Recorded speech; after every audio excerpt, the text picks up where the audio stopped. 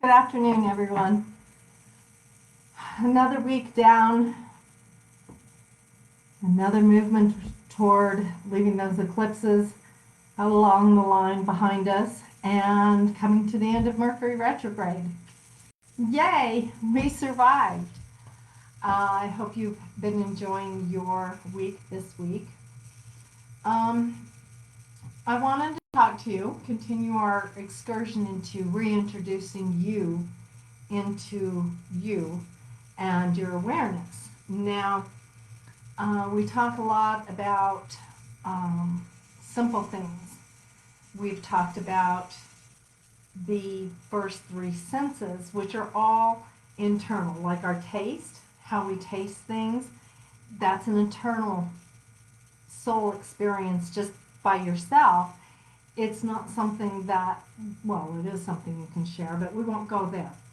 Um, Smell, it's about you processing your environment.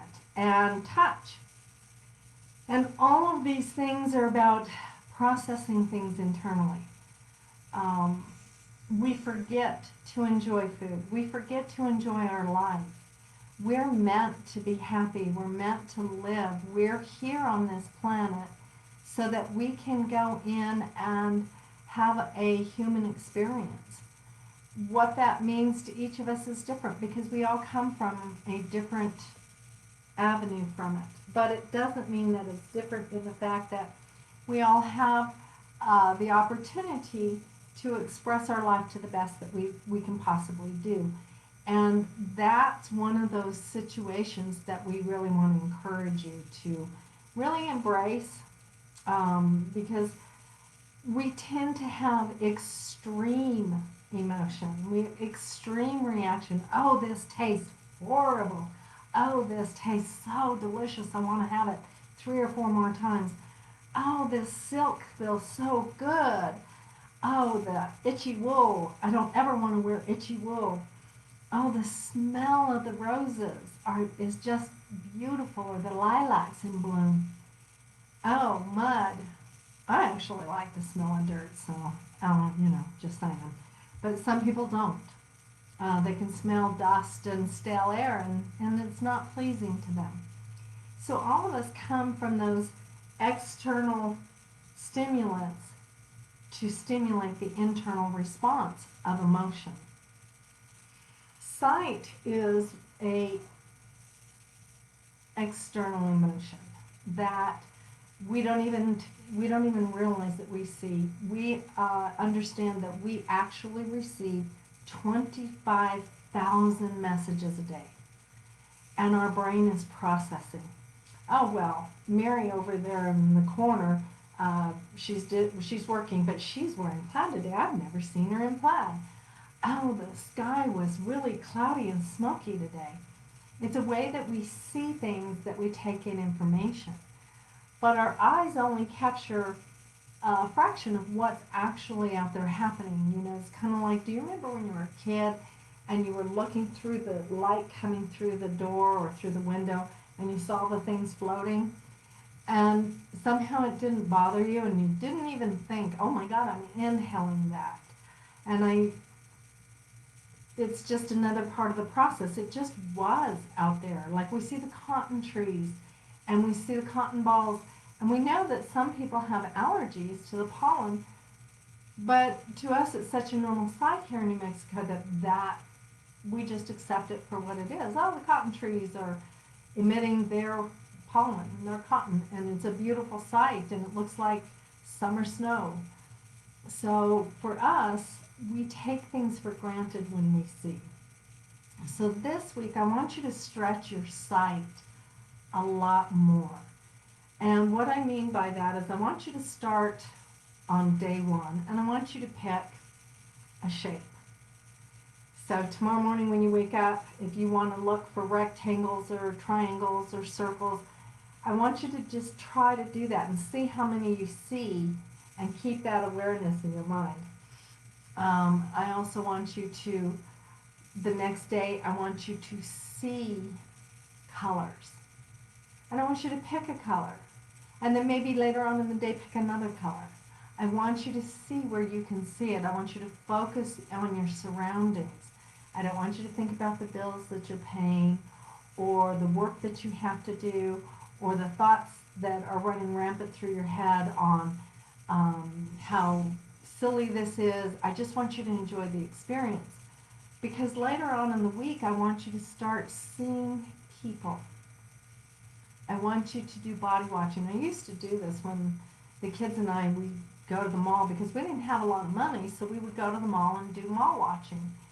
And that's probably where they first learned to judge people safety-wise, because you could see people who were marching through angry, and we didn't say that they were people who were going to attack us. It was more like, yeah, we don't associate here with this person in the now because they seem to be a little angry, so let's not focus in on that one. But we learn to recognize people by their body language. And a lot of times I still do this. This is part of our intuitive guidance. It's like that beeper, especially with psychics. They go into a room and they go beep, beep, beep, beep, beep, because they want to know who's safe in the room, who's got good energy, who is going to empower them, who is safe to talk to, and they also use their intuition.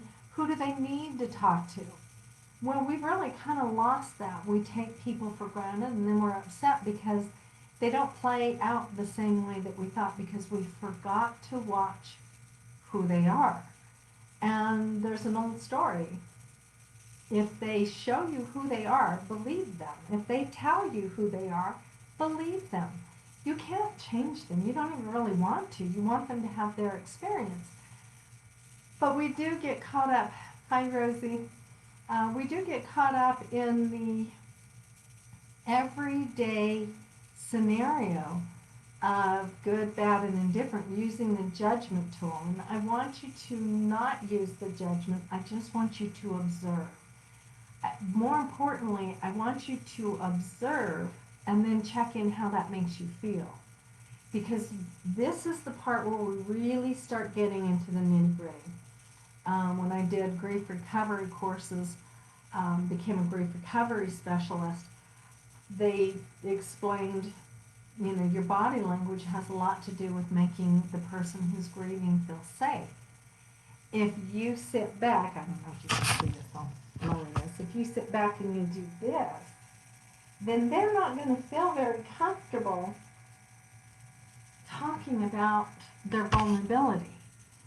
If you are doing a psychic reading and you've got your shoulder kind of turned to the side and working at it like this, you're kind of off-putting that energy. You're not engaging people.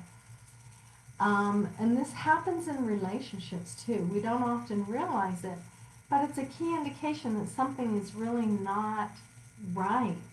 And we want it to be right. We want to not feel like we have to be defensive over what we're seeing. So I want you to work at not judging it, not trying to have an answer for it. I want you to work at just seeing how it makes you feel. Because this whole process is about unraveling your trauma, not everybody else's.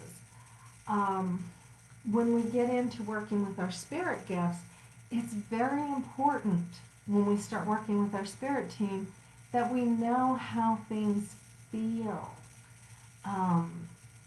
What I mean by that is when I talk to my guide, I know his energy, how he makes me feel. And when I'm talking to some of my spirit teachers, I know how each one of them makes me feel.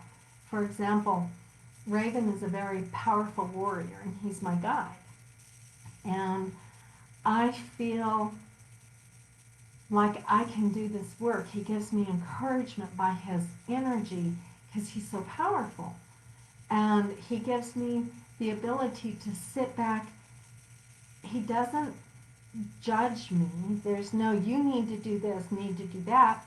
It's, I'm lending you my strength because you're going to do this. And you have the power.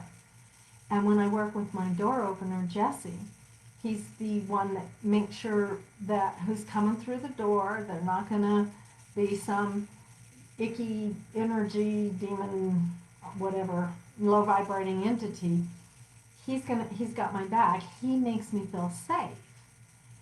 And to do this work, you really have to feel safe. And then I have White Elk and Teresa de Avila, who are very powerful healers. And when they're doing their work with me and they're doing the healing work, they're also helping me heal. Because we all walk through times in our life that we have to heal some of our own issues. So they come in and they're helping me so that my healing work becomes more empowered.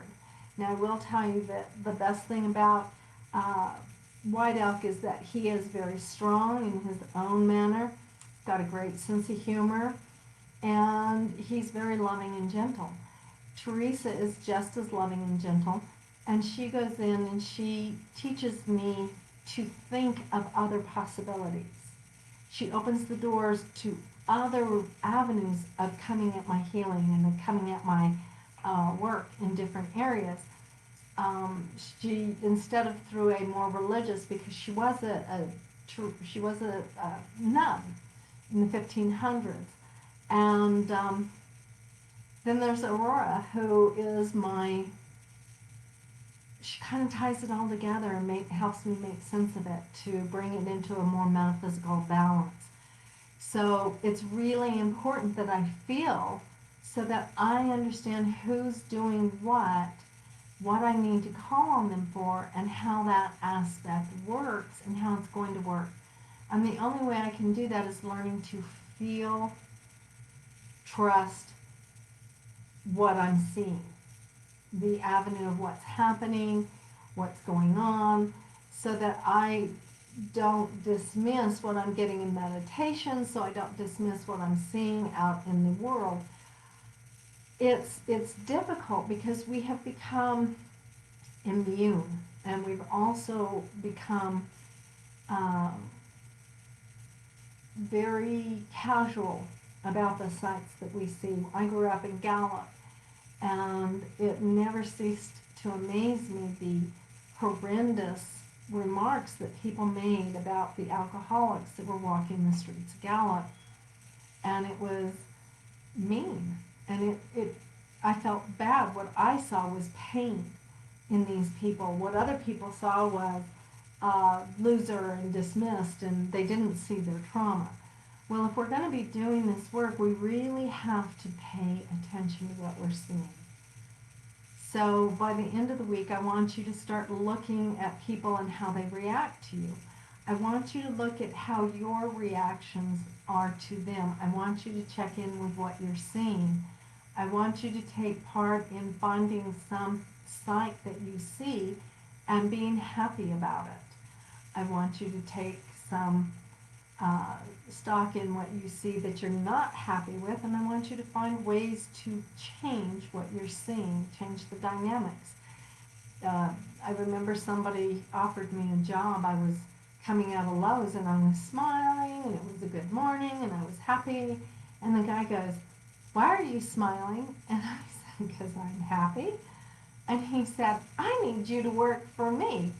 I said, "Well, I work for myself, and that's probably why I'm smiling. I'm very happy in my job." And he goes, "No, I need you to work for me so you can teach people to be happy." And I said, "You can't teach people to be happy. You have to give them a reason to ease their suffering so that they're happy." And I hope he heard that. I don't know. He knew I wasn't going to take his job, but with that I walked away. Because I really believe that that's what we're supposed to be doing. We have to give each other a reason to be happy. And that means standing in our integrity, but we have to see if what we're doing is paying off. And if it's not, maybe find a different way or a different approach to it.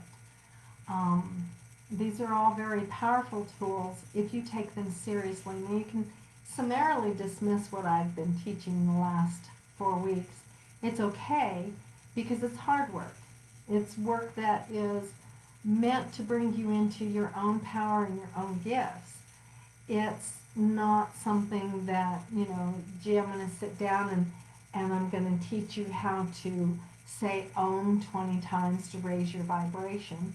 That's what Spirit Circle's for. We do that on every other Saturday.